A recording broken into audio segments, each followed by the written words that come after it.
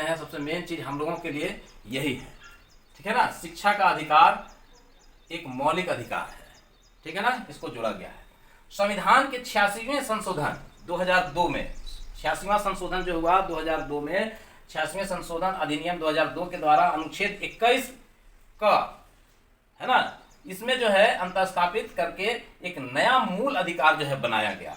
इसके द्वारा राज्य को यह कर्तव्य सौंपा गया कि वह 6 से 14 आयु वर्ष के सभी बच्चों को निःशुल्क और अनिवार्य शिक्षा प्रदान करेगा, ठीक है ना, ठीक है, निःशुल्क और अनिवार्य शिक्षा प्रदान करना है, ठीक है, यहां तक समझ में आ रहा है, प्रदान करेगा। इस अधिकार को अनुपूर्ति के लिए, इसका यानी पालन कराने के लिए राज्य समुचित कानून बनाएगा, ठीक है। शिक्षा का अधिकार विधेयक ये जो है कि भारतीय संसद में 4 अगस्त 2009 को मंजूरी इसकी दी गई, मंजूरी प्रदान हो गया। शिक्षा का अधिकार अधिनियम ये 1 अप्रैल 2010 से जो है कि शिक्षा का अधिकार कानून लागू भी हो गया। 1 अप्रैल 2010 में जो है भारत में लागू हुआ, ठीक है ना। इसको राइट टू एजुकेशन एक्ट कहा जाता है। लेकिन ये हमारे झारखंड में कब लागू हुआ, तो ये 2011 में 1 अप्रैल 2011 ईस्वी में लागू हुआ झारखंड में।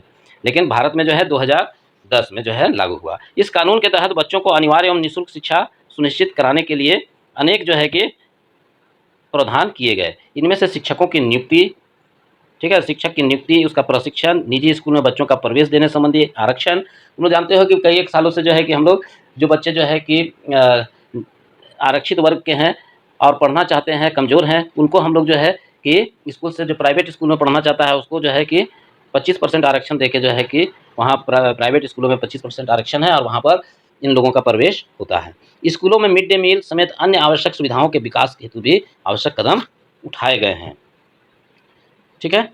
अब हम लोग आ जाते हैं थोड़ा सा नीचे, यहाँ पर देखते हैं कि एक और चीज़ है जानने के लिए संविधान में, है ना, उसके बाद हम लोग और आगे बढ़ेंगे। इसमें देखते हैं संविधान के पुनरीक्षण के लिए गठित स्वर्ण सिंह समिति का रिपोर्ट जो है, इसके आधार पर 42वें संविधान संशोधन जब 1976 ईस्वी में हुआ, तो यहाँ पर जो है कि भाग 4 को, संविधान के भाग 4 को जो है में एक चीज़ का जोड़ दिया गया संविधान में, है ना, और इसमें जोड़ के मूल कर्तव्य को शामिल किया गया 51 में, ठीक है ना। वर्तमान में इसकी संख्या 11 है। मूल कर्तव्य में जो है कि अभी 11 जो है कि वर्तमान में इसकी संख्या हो गई है।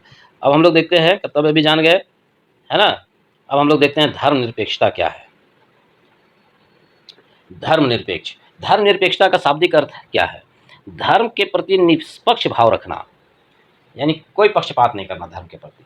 भारतीय संविधान सभी को अपने धार्मिक विश्वासों और तौर तरीकों को अपनाने की पूरी छूट देता है। धार्मिक विश्वास और तौर तरीका को अपनाने का पूरा छूट है। कोई भी धर्म को मना सकते हो, कोई भी रीति रिवाज मना सकते हो, है ना। सबके लिए धार्मिक स्वतंत्रता के विचार को ध्यान में रखते हुए इस देश में धर्म और राज्य की शक्ति को एक दूसरे से अलग रखने की इस रणनीति अपनाई है। धर्म को राज्य से अलग रखने की इस अवधारणा को धर्मनिरपेक्ष कहा जाता है। यानी कोई, इसका कहने का मतलब है राज्य का या केंद्र सरकार का या राज्य सरकार का कोई भी अपना राजनीतिक धर्म नहीं होगा, है ना। भारत का संविधान भारत को एक धर्मनिरपेक्ष राष्ट्र घोषित करता है।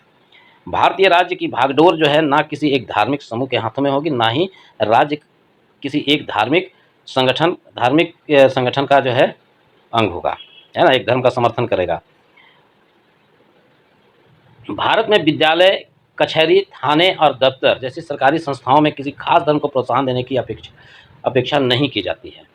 संविधान में जो प्रावधान किए गए हैं उसका निष्कर्ष ये है, नीचे दिया हुआ है, देखो। कोई एक धार्मिक समुदाय किसी दूसरे धार्मिक समुदाय को दबा नहीं सकता है, ठीक है। यानी ये नहीं कि भाई ये ऊंचा धर्म है, ये नीचा धर्म है, इस तरह का कोई एक दूसरे, यानी सरकार का कोई धर्म ही नहीं है और ना ही कोई धर्म जो है कि एक दूसरे को नीचा दिखा सकता है, ठीक है ना। यानी धार्मिक लड़ाई नहीं होगी। एक ही धर्म के लोग उसी धर्म के अन्य व्यक्ति को भी नहीं दबा सकता है। यानी एक ही धर्म के कुछ लोग हैं वो आपस में भी नहीं जो है कि एक दूसरे को नीचा दिखा सकते हैं। तो कितना अच्छा संविधान है में प्रावधान दिया गया है। राज्य किसी नागरिक पर ना तो किसी खास धर्म को थोप सकता है और ना ही लोगों को धार्मिक स्वतंत्रता छीन सकता है। राज्य ये नहीं कह सकता है कि भाई ये धर्म अच्छा है तुम इसको अपना लो, और राज्य ये भी नहीं कह सकता कि तुम इस धर्म को नहीं मानो, ठीक है ना। तो यहाँ पर जो है कि आप पूरी तरह स्वतंत्र हैं कि आदमी जो चाहे मान सकता है। तो सरकारी स्कूलों को किसी एक धर्म को बढ़ावा देना चाहिए जी? नहीं देना चाहिए। देखो यहाँ क्यों नहीं देना चाहिए, क्योंकि भाई हम जान रहे हैं कि संविधान में ये प्रस्तावना दिया गया है, ये प्रस्तावित है, ये अधिकार दिया गया है आदमी को, हर व्यक्ति को, कि वो अपना धर्म खुद माने, उसका प्रचार करे, उसके लिए धन इकट्ठा करे, उसके लिए जो है कि व्यवस्था करे, है ना। सरकार का कोई अपना धर्म नहीं है। चलिए आगे हम लोग देखते हैं। यहाँ पर देखिए आ गया मानव अधिकार, है ना जी। मानव अधिकार वैसे अधिकार जो व्यक्ति को उसके जन्म से प्राप्त होता है, जन्म से ही प्राप्त होता है, मानव अधिकार कहलाते हैं। इस प्रकार के अधिकारों को कोई भी सामाजिक या राजनीतिक व्यवस्था परिवर्तित नहीं कर सकती, ठीक है।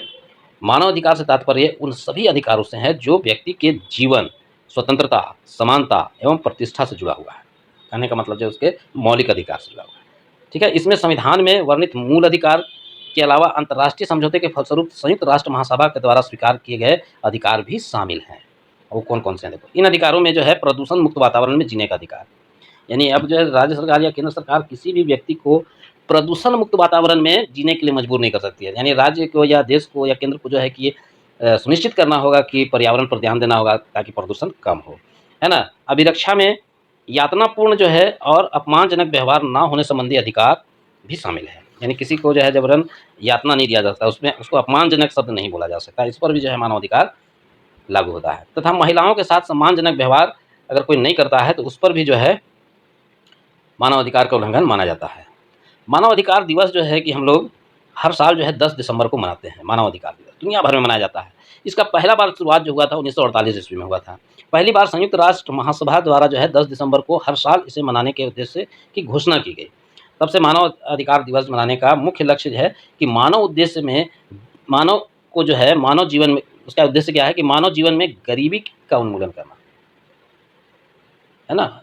यानी मानव के जीवन से गरीबी हटा दो, मानव को नहीं हटाना, मानव के जीवन से गरीबी को हटाना है इसका मुख्य उद्देश्य, और उसके जीवन स्तर को ऊंचा उठाना है, इसमें वो मदद करता है। मानव अधिकार दिवस जो है मनुष्य के वास्तविक अधिकार से प्राप्त करने की याद में दुनिया भर में लोगों द्वारा मनाया जाता है।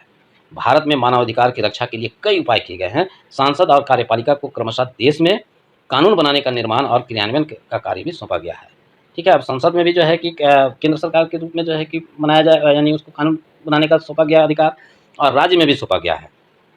जबकि न्यायपालिका इसके निष्पादन को सुरक्षित करती है। इसके अलावा सरकारी एजेंसी जो है, सरकारी एजेंसी भी है, गैर सरकारी संगठन है, स्थानीय सामुदायिक समूह है और अंतर्राष्ट्रीय सहयोग एजेंसी भी जो है मानव अधिकार संरक्षण के लिए कार्य कर रही है ना।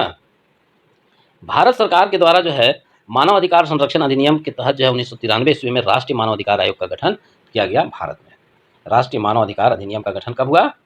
1993 ईस्वी में भारत में, जिसे दीवानी अदालत की सारी शक्तियाँ जो है कि प्राप्त है, जैसे गवाह को बुलाना, गवाही प्राप्त कराने का, ये सब शक्ति जो है प्राप्त है उसको। राज्यों में भी जो है मानव अधिकार के उल्लंघन को रोकने के लिए राज्य मानव अधिकार आयोग है।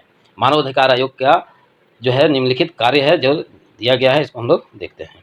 देखिए यहाँ पर जो है कि ये 5 बिंदु के रूप में इसको दिखाया गया है। मानव अधिकारों के उल्लंघन की शिकायतें को, मानव अधिकार का उल्लंघन यदि होता है तो उसकी जो शिकायत होती है इसका आयोग जो है कि जांच करता है। जेल में अगर कैदी बंद है और उसको जो है कि उसके निवास की परिस्थितियाँ, यानी जहाँ उनको रखा गया है वो जो है प्रदूषण वाला जगह है, तो इस पर जो है कि उस परिस्थितियों की जांच के लिए वह किसी भी जेल का निरीक्षण कर सकता है। मानव अधिकारों के उपयोग में बाधक आतंकवादी कार्यों की भी समीक्षा करता है। मानव अधिकारों के क्षेत्र में अनुसंधान को प्रोत्साहित किया करता है। मानव अधिकारों के क्षेत्र में कार्यरत गैर सरकारी संगठनों को भी प्रोत्साहन देता है। इस तरह से हम लोग इस पाठ में मानव अधिकार के विषय में जाने, है ना, उनके आयोग का क्या काम है उसको जाने। आशा है कि आप लोगों को बहुत अच्छा लगा होगा, है ना। बहुत बहुत धन्यवाद।